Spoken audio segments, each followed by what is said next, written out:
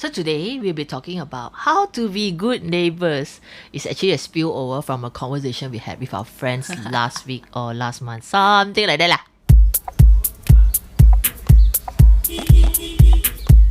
You're listening to... Jom Sembang, Malaysia. So the conversation started with parking, correct or not? Yeah, I think we were talking about like how do we be good neighbours lah. How do we be good neighbours? And when is it the right time to stand up for the right thing in your neighbourhood? Yeah. Or to just give in to what your neighbours want? And everybody wants a different thing, isn't it? Yes. So I think neighbours are, how to say, it's very different when you're living in a condominium and when you're living in a landed property. Yes, that is true. Because landed property, you tend to have more visible shared space. Correct. One of which is the road. Yes. In it's front the of your road. house. Correct. So our friend, Uncle Aaron was telling us about how one day he couldn't find any parking outside his house. So he went and parked at the nearby park. You know, some neighborhood, they have a park in front of houses. And the park is a general place and stuff like that. So he just thought, general place? Just park next to park because got parking lah. And then after that, when he wanted to remove his car, a neighbor came out and said, "You cannot park here, you know." Yes. And I think he was quite taken aback because got no red box or anything. So why can't I park here? And I suppose at that time he was saying, right, that the justice factor came up in him. You know, like, what gives you the right to Tell me that I own cannot park this? here. Yeah, it's public property, and yeah. And then what happened? And then he just smiled and went off. But he was asking us, as a good neighbor, should he have said that, you know, pointed out it's a public place, we should be sharing it, like correcting the neighbor, but for a good purpose, not to cari gaduh lah, you know, but just to have this general understanding, or just sweep it under the carpet and smile so that you have, you know, happily ever after community, and then you probably not very happy inside. So the easy thing to do is just to smile and walk away. But I suppose it also depends on your mood, right? If your mood that day was a bit more combative, then if you had some other things happening before that, you'd probably go and say something that, I don't know, we might regret, because it is your neighbour after all, whether it's the next lane or not. But I think it's quite interesting because when I used to live in landed as well, but I don't have a park opposite my road lah. Okay? It was like houses, one road, and then opposite is houses. Okay, so we have the unspoken rule of the road that's on our side, you know, within our gate to our part of the house. Yeah. That part is up to us how we want to park. You know, that kind of thing. But you have some annoying neighbor who just come and park at your place for like no reason, just because they have 5 cars and you have 2 cars. That's the thing lah. Well, okay, some people will say that you actually need all the cars, like 1 car per person. And who am I to judge lah, We can right? so afford it, right? Macam lah, we can so afford it. It's all because of the easy access of car loans. Okay, I wouldn't know about that. But on the other hand, okay, let's say you don't have 5 cars lah. Okay, you have 3 cars, which you absolutely need, and you can only put 1 in your porch, maximum 2, and there's 1 more that you can put outside. There are times that you actually need that spot. For example, if somebody's coming to your house, you just need that extra lot, right? Okay. And it can be quite annoying lah if other people from everywhere just simply go and park around your area, and then, you know, there's no more other place to park. So I suppose understanding that as well. But maybe there's a way of asking lah. It's like, instead of saying, "You cannot park here, you know," maybe if you spot the person parking, then, "Hey, are you gonna park long? Because, I don't know, my family's coming back, I mean, whatever lah." You know, it maybe in the way of approaching. But in this case, it was after, right? So Yeah, but then I think a ideal neighborhood understanding would be, okay, in front of my house is my space. You shouldn't at any time park in front of my house, especially if you're blocking my gate. If you're not blocking my gate, maybe a bit forgivable, but if you're blocking the gate is an it's absolute like, no. yeah. Come on, don't even Okay, think about so, it, please. If, for example, we need to park our neighbor's lot because we have a party or something, Yeah. last time my parents would go to the neighbor house. Hey, can I pinjam 2 lots or something like that? Yeah. I'm having a party, but they will go off between what time to what time. Yeah. You know, then the neighbor will be like, okay, if he's at home, then he'll make sure he parks his car inside. So we have some space. Or maybe if he knows he's going out, this is it. Or I will go out. You can park in my porch. I will leave the gate open. I think that was like 20 years ago, kind of nice neighbor.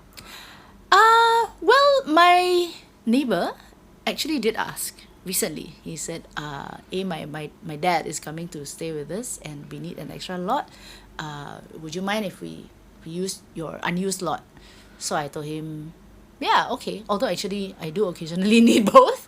But he's not there all the time, right? So the father will come and go. So I'm like, yeah, okay lah. And then we have each other's numbers. So if anything, you can just text and say, hey, I need my car park lot back or something. Exactly, yeah. So and he doesn't make a fuss about, now you want it back. well, I haven't needed it back while his car was there. Yeah, and I suppose that also helps to look out for each other. You know, like if you see, the car light is on, you know, then you can go and call lah, you know, that kind of thing. It's part of looking out for each other as well lah. I also think that because the current times of how we live, right, if you're living in condo, we are so silo that we don't know our neighbors. So if you want help or something, you're like, oh my gosh, I actually don't know who to call my neighbor. Like I don't have a number, that kind of thing, you know. Like if you ask me, I've been living in the same rented place for the past 12 years. I don't have my neighbor's number. Okay, like, quite normal actually. It's quite normal.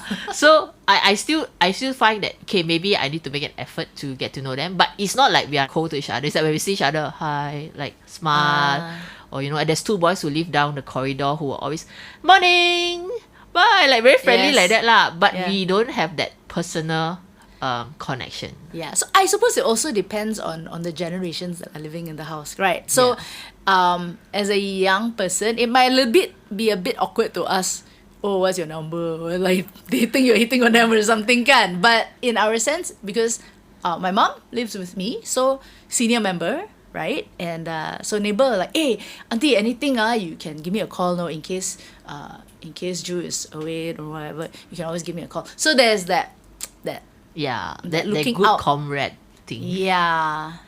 So okay, let's take a break and come back with more neighbor story.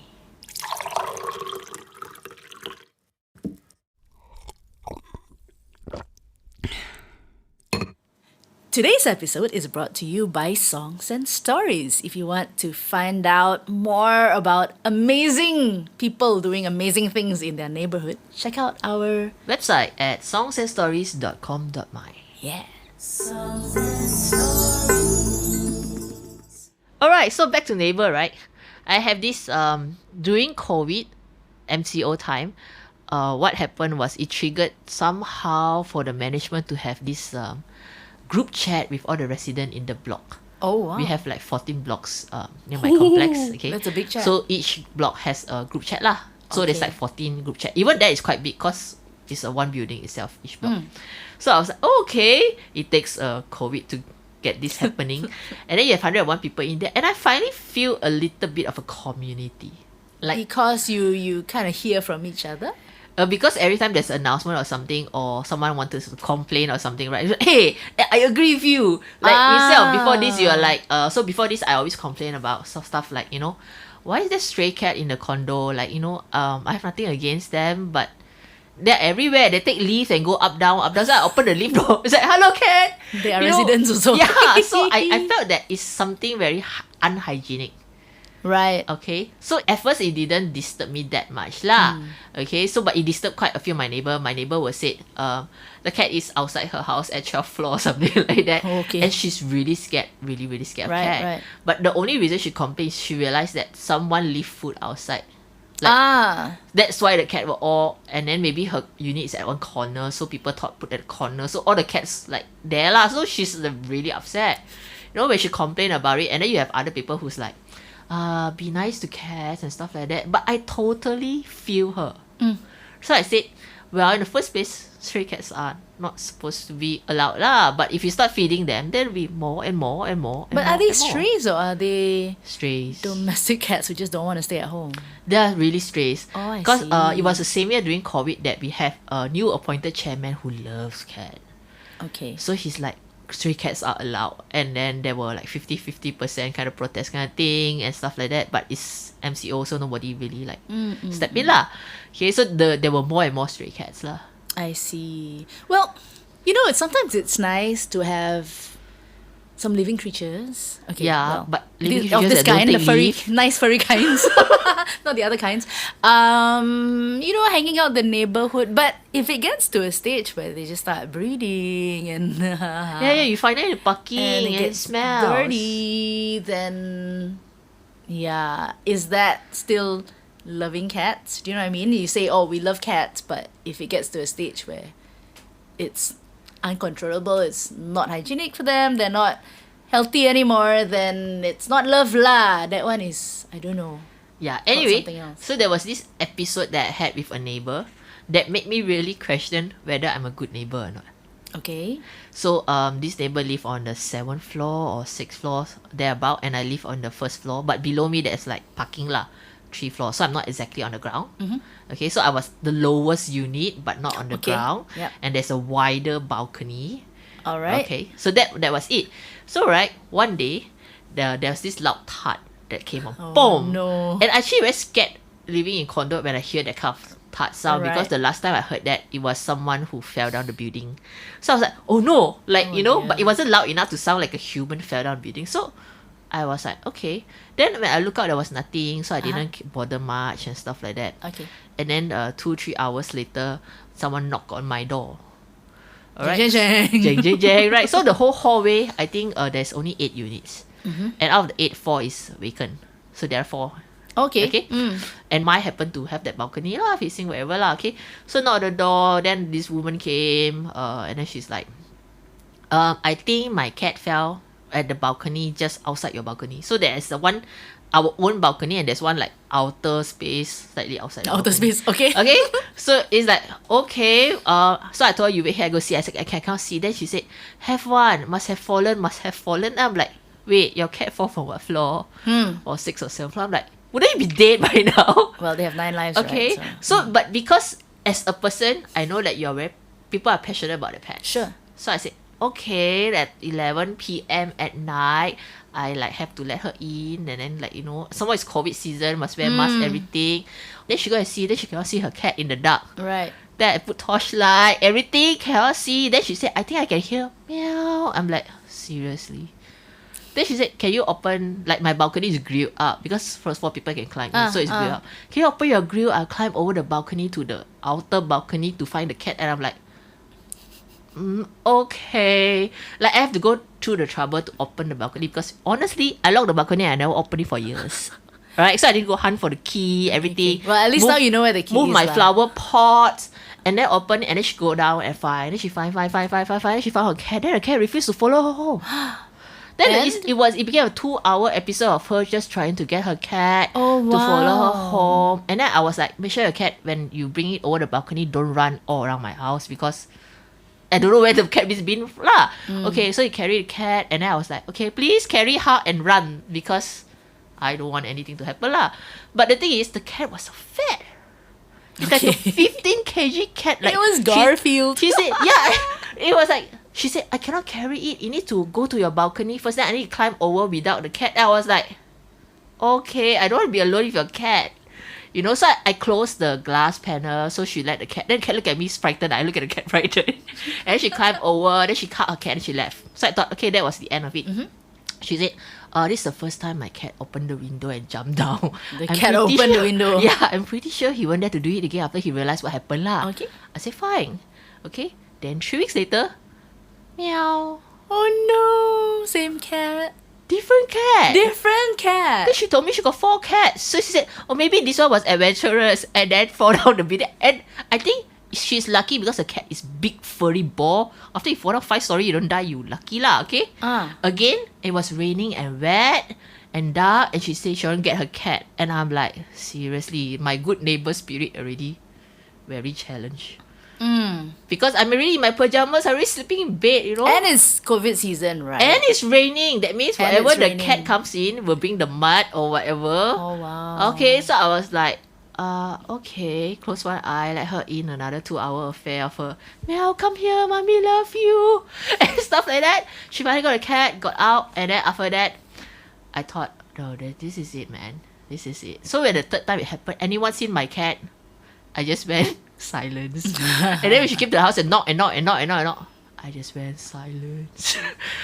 Yeah, so does that make me a good neighbor, huh? I don't know, but did you hear any?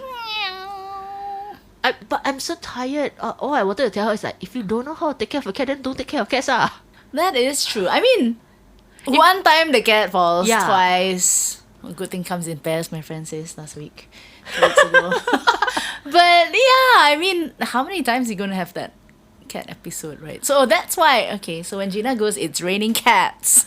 Yeah, That's what it's she like means. literally raining cats. So right, the third round, I literally, the cat this time climbed to my balcony because I don't know, just sit there. I closed the glass panel, I look at it, look at me, and it was raining, and I just went like, you stay there, I'm not gonna do anything. They like you lah. So for the longest time, it stayed there because I didn't want to do anything, but the owner in the group chat was saying, anyone saw my cat? Oh no. But the thing is, she's been doing that so often that nobody actually replies her. And then after that, she don't dare to text me already. Oh no. Right? So she asked some chairman people to text me, hey, have you seen a cat? Then I'm like, don't know, not at home.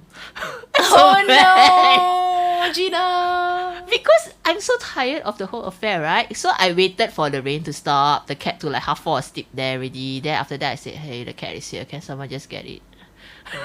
And then after that, I said, no more cats affair. If it ever comes, you will have to go through the trouble and climb outside the balcony without going through my unit. Actually, that is quite fair also lah, isn't Because it? going through my unit is your convenience, but it's disconvenient to me, right? So if it means that you need to go outside a bit further and a bit harder to reach that certain balcony that's outside my balcony, you have to do it lah. Yeah, I mean, bearing in mind it's also traumatizing you lah. Something It's like not like, oh, I don't want. But It's not sometimes just that, I did, isn't it? at certain point I do stop and say, hey, am I a good neighbor or not? But hey, I was a good neighbor the first, second round, but what happens if you cross the line? Yeah. So I suppose, you know, there is, people have their limits as well lah. You know, it's not as easy as, okay, open, come through the door. Yeah, and, like security guard. yeah. Anyway, that's like my whole still thinking about good neighbor thing. And I think once a while when I hear meow, and I'll be like, okay, whatever. I don't see it, then I pretend it's not around me. Okay, I don't have pesky cats in my neighborhood yet. Thank God. But we do have pesky pigeons who will come and land on the balcony and think it's their bathroom, you know. I'm not sure if it's because there are people feeding them. I definitely know there are people feeding them on the streets. People like to do that. They say it's not good for the pigeons. You know, I think to feed them sometimes when you things like live in a bread and all community, that. you must think of your action. Certain action affects your neighbor indirectly. Like for example, like feeding pigeons. I mean, if one of your neighbors are feeding pigeon, obviously they're all around you. Yeah. So no, I mean a lot of people feed pigeons because of their belief system, which I understand, but I think they also don't know that feeding pigeons certain things that humans eat is really not good for pigeons in the first place. Maybe that's why they're having diarrhea all over my house lah. But so you have a cat thing. I have a dog thing. Okay, dogs are adorable. Dogs are adorable. So my neighbor, the same neighbor actually who parked in my lot, right? He's got this really cute. They call it toy dog. It's not a toy, but it's the size of a. Or like a poodle. Yeah. So there's the poodle. Then there's the miniature poodle. Then there's the toy poodle, which Okay, is the mini smaller. poodle. The poodle is smaller, right? Yeah. Miniature small, and then the toy one is even smaller. Okay. So his one is, I don't know what breed it is, but it's the kind of the size of a toy poodle. And this dog is like super active lah, you know. And poor thing, because they are not in all the time.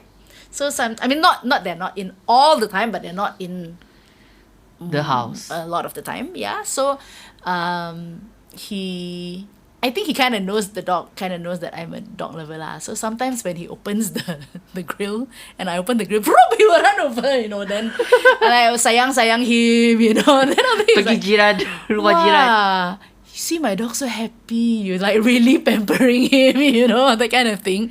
So since then, it's like I think I kind of grew an affinity with this dog. So sometimes I come home and they're not home yet, Okay. and you can hear him yelping. He's going like, "Ow, ow, ow, ow." So I'm like, Say, cerita is home. yeah, so I will just call his name. I won't tell you what's his name for the safety of the neighbor. But then I will, you know, call his name and say, hey, don't worry, you know, he'll be back soon, just chill. I just kind of appease him. Then after he'll keep quiet lah. Okay lah, sometimes we have a nice neighbor, but I think it all starts with understanding lah. Understanding helps us to be a little bit more high tolerance level for each other. Yeah, so I suppose people do things because there's a reason lah, right? If they're going to be upset about certain thing, like you getting upset about the cat, there is a backstory to it, right? And Yeah. trying to understand, I think, will help us also lah to not respond like, why so inconsiderate one, you know? I think the whole not taking your neighbors for granted lah. Yes. I mean, if you need your neighbors help once, okay, twice, okay. If you need it like 10 times, 10 days, then maybe you should rethink what you're doing. True. Although, again, in the olden days, my mom used to tell me about her neighbor who would just pop in and ask, oh, can I borrow some bawang? Borrow. You got some extra bawang. Okay, some that extra never egg. ever happens now in current times. I don't know, but maybe in those days it was a normal thing. Do you remember? Do you remember your parents saying such things? Let us know. No, I don't remember. But I do want to end with a story now that you talk about neighbors and pinjam stuff like that, right? So there is my grandma is someone that when I found out what she's been helping out with her neighbor with, left me in this whole wow, like that also can. Oh. So I didn't know, like during Chinese New Year, a lot of the family come, but it's macam extended, not extended, related, not related, so a bit Okay. keliru, but they are there every single year since I was a child. Right. Okay. So who are these people and where are So they from? one right? day, right, I was asking my grandmother lah, like in my brain, I think I must have asked her when I was young, but maybe I didn't comprehend it well. So there was one point where I could comprehend it. So basically, all these big clans that come in sometimes are her so-called milk children, anak susu. Oh. Okay, so what grandma did was when she had her kid, she breastfed, Alright. right? Okay, but her neighbor have kid, right, but don't have breast milk. Somehow lah, the breast tak cukup milk or something like that. Right. I said, okay, one, just bring your baby here. I just feed, So she actually feed a few children, breastfeed Wow. a few children, just because the neighbor did not have breast milk enough to feed or something like that. I see. And And are these all like from the same family, like the same mother who couldn't have? Yeah, I breast think milk it's like or- one or two of the same mother lah. So I was a bit like, wah, jadi neighbor sampai macam ini. Wow. So yeah, you know, giving bawang is like small thing already. This Yeah, one. because bawang is something that you can buy or exchange. Yeah, a milk barter is a trade. very personal thing. Correct. I And think breastfeeding is a yes, very personal thing. Definitely. Yeah. Wow. So back then people I think are a little bit more helpful and understanding.